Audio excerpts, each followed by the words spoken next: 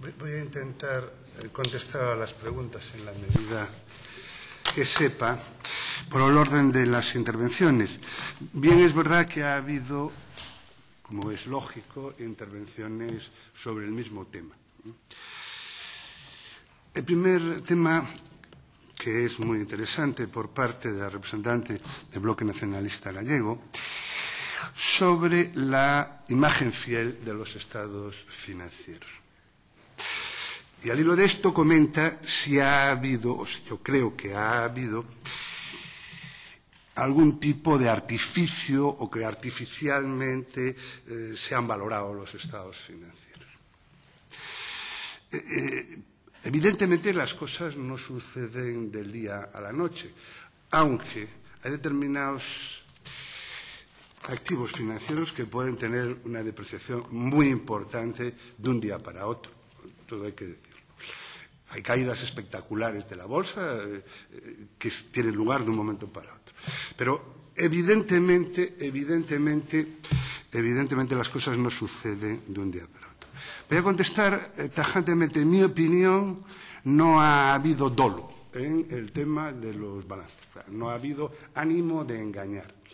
Lo que sí es verdad que es posible que los balances no tuvieran en cuenta determinados riesgos latentes, y en esto no lo han percibido ni los servicios técnicos de las cajas de ahorro, ni la dirección de las cajas, ni el Consejo de Administración y sus comités del Consejo, ni la Comisión de Control, ni las auditorías, que yo estoy de acuerdo que las auditorías,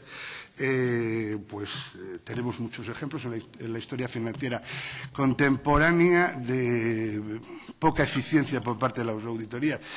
Esto es un poco como las sociedades de rating, es efectivamente, pero es lo que tenemos, es lo que tenemos. Ni la Comisión de Control, ni el Banco de España. Porque quiero decir que los balances, los estados financieros en general, de ambas cajas, todos los años han estado auditados por PricewaterhouseCoopers en el caso de Caixa Galicia y por Deloitte en el caso de Caixa Nova, sin ninguna tacha ni ningún comentario. El Banco de España no nos ha manifestado que se incumpliera ninguna ratio ni de liquidez, ni de relación de activos con pasivos, ni de fondos propios, ni en el Tier 1, ni en el 3, ni en ninguno de los criterios. Yo no sé si sobre ese tema soy bastante claro. Que hubiese engaño, entiendo que no lo hubo, lo cual no significa que no hubiese habido riesgos latentes, porque evidentemente la situación degeneró en donde degeneró. Si soy consciente de que existen algunos estudios por parte de las cajas para una fusión. En absoluto. En este periodo, pues más bien había una competencia importante por parte de las cajas. Comentaba antes que esa competencia hacía que tuviéramos buenas condiciones de rentabilidad en los depósitos y buenas condiciones en la colocación de la deuda de la Xunta. La comercialización de las preferentes, yo entiendo que ha sido una comercialización incorrecta. Las preferentes, y lo dice los estudios que hay que hacer previamente. No me quiero meter en la confidencialidad de estos temas, pero viene en el manual la confección de estos. Tienen que estar, dicen evidentemente, el riesgo, son productos de elevado riesgo, entre otras cosas, la remuneración está sujeta a la obtención de beneficios. Entre otras cosas, pues es un pasivo que se considera como semifondos propios. Evidentemente tiene un riesgo. Comercializarlo al por menor, pues se puede hacer, cómo no. Se ha hecho tradicionalmente, porque es una de las cosas que quería comentar, se ha hecho tradicionalmente en la caja, sin mayor problema. Pero no ocurrió cuando la caja tuvo unos estados financieros que no podían hacer frente a este tema. pero se comercializó indebidamente porque hay que comentarle al cliente que hace o que quiere este producto las peculiaridades del producto. Yo me temo que aquellos que lo vendían tampoco lo conocían y probablemente su jefe próximo tampoco. Ha habido una comercialización indebida. Yo estoy convencido. Yo creo que contesto a las importantes preguntas por parte del Bloque Nacionalista Gallego. El señor Beiras no hace ninguna pregunta. Yo, partes de lo que comenta no puedo menos de estar de acuerdo, quizá en otras partes no, es un planteamiento en gran parte ideológico, pero en algunos temas, por supuesto, estoy de acuerdo. Sí comentar que las burbujas, como saben muy bien, las burbujas en la historia financiera de Occidente, desde la Holanda del 16, ocurren periódicamente. Y los motivos siempre son los mismos. Y eso lo conocemos todos. Y después, claro, se hacen análisis diciendo cómo ha ocurrido esto. Y a los mismos que lo hacen lo vuelven a cometer ese error. Es así. Solo un matiz. Habla de control. Yo sería partidario de supervisión, pero son matices. El Grupo Socialista me hace muchas preguntas y no sé si voy a poder así. Uno de ellos es el tema de si tenía informes sobre la fusión de las cajas, creo que ya he contestado. No, tajantemente no.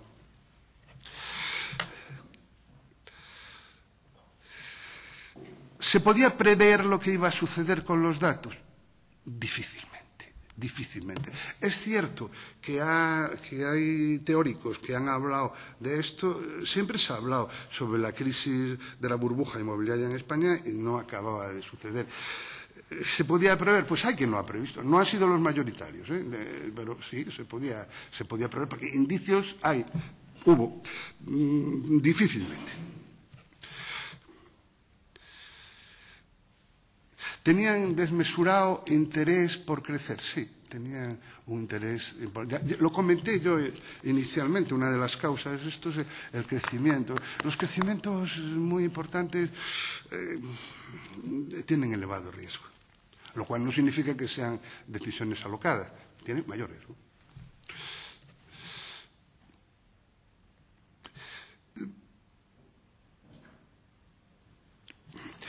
Si pasaban por la Dirección General, los criterios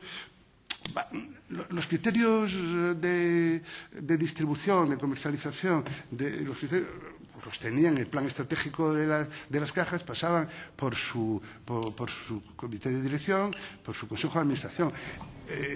Hemos comentado que la política era no interferir en las cajas y darle a los órganos de control y ejecutivos absoluta libertad. Era la decisión que se tomó en su día. Entonces, no pasaba.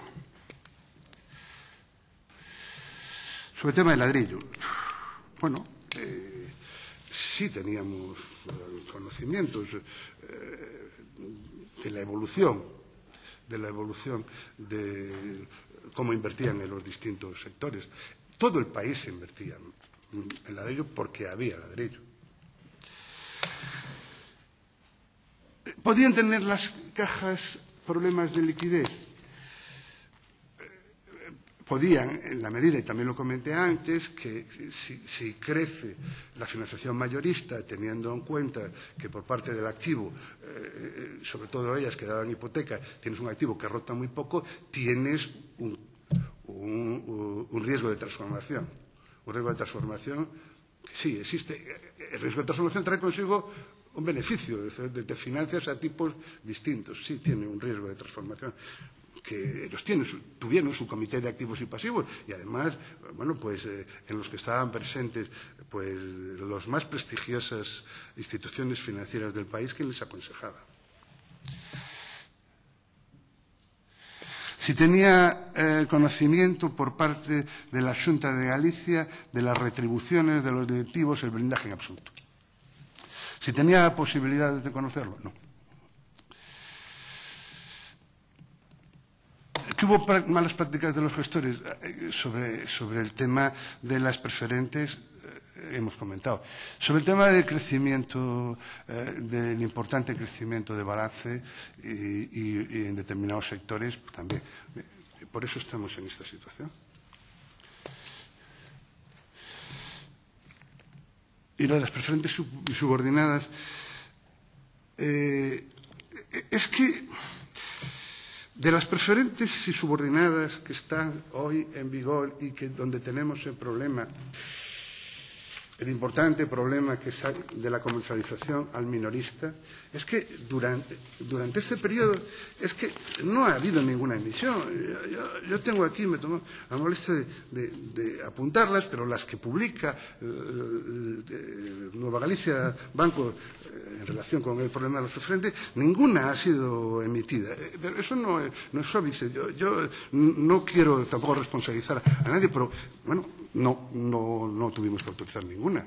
En todo caso, las preferentes no las autoriza la Xunta de Galicia, las autoriza la subordinada. Pero es que no autorizamos ninguna de estas que se han distribuido en el minorista. Y las protecciones preferentes, que son las más arriesgadas, tampoco. No ha lugar. Que las autoriza la Comisión Nacional del Mercado de Valores y el Banco de España las cataloga para que se convierta en cuasi fondos propios. En las subordinadas también interviene la Comisión Nacional del Mercado de Valores. Y, señor Puig, como fue el último, gran parte de las preguntas están contestadas.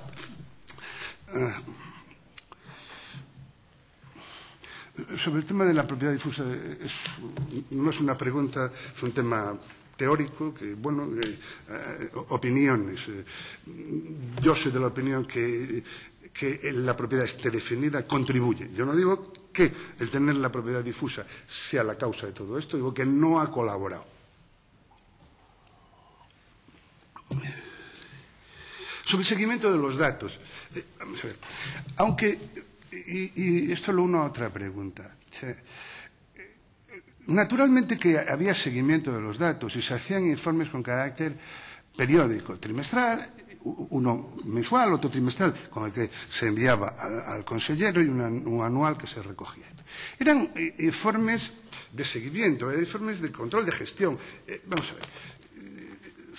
Nosotros no teníamos, ni tiene la Xunta ahora, ni va a poder tener, y sería desaprovechar los recursos, pretender inspeccionar en profundidad, que es la única manera que se puede hacer de un balance de una entidad financiera con la complejidad. Y quiero hacer énfasis en este tema. Analizar un balance de una sociedad financiera es enormemente delicado, lo tenemos que saber todo. Calificar un activo como dudoso, no dudoso, eso es enormemente, necesita muestreos, necesita técnicas, necesita medios, no los tiene y además no sería eficaz ese tema.